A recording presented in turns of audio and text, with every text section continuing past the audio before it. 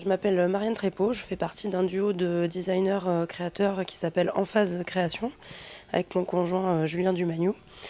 Notre spécialité, c'est donc le design d'objets, mobilier, luminaire principalement, objets déco également, type miroir. On travaille surtout sur le détournement d'objets et la récup.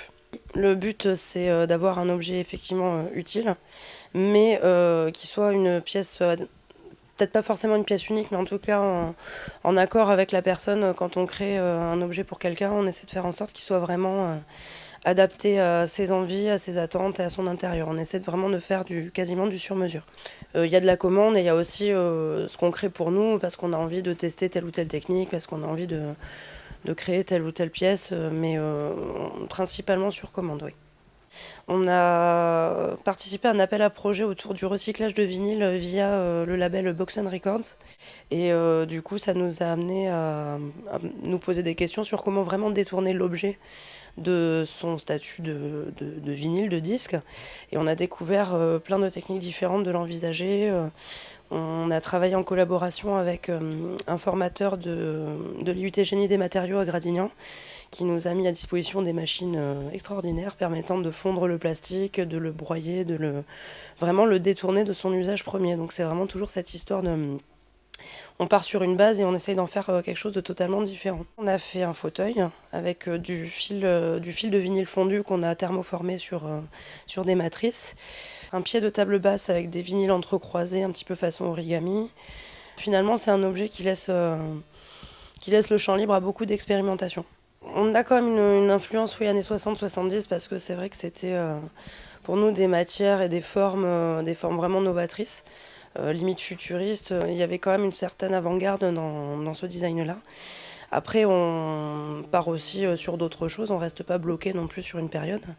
Dernièrement, on a expérimenté un petit peu le style steampunk. Donc c'est côté rétro-futuriste, c'est travail de matière avec des rouages, inclusion parfois même de matières organiques, des os, des insectes.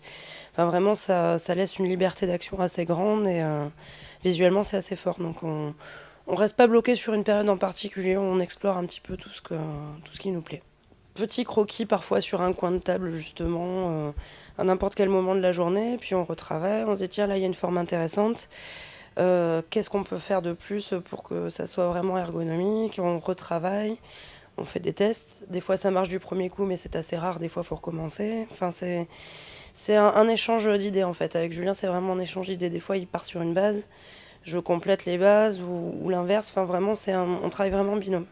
Pourquoi le design? Parce que j'avais fait plusieurs écoles d'art, j'avais fait les beaux-arts, la fac, mais il me manquait toujours cette dimension pratique, en fait. C'est-à-dire que l'objet, ça a des fins utiles et décoratives.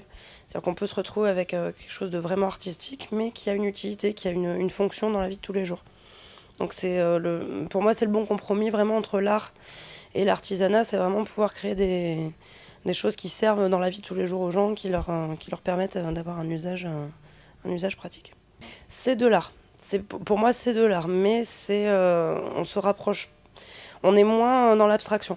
Dans l'art, c'est justement un médium d'expression extrêmement large qui permet de se lâcher, qui permet vraiment de s'exprimer sur n'importe quel sujet. On peut avoir de l'art à but politique, on peut avoir de l'art simplement pour se faire plaisir, pour exprimer ce qu'on a envie d'exprimer, pour se présenter soi-même. Il n'y a pas de limite. Pour moi, c'est vraiment le vecteur de communication le plus large qui soit. Il n'y a pas besoin d'avoir une connaissance particulière pour l'apprécier, pour ressentir des choses. N'importe qui peut être touché ou même rester hermétique face à une œuvre. Ça peut être du représentatif, ça peut être complètement abstrait. Ça laisse un champ extrêmement large.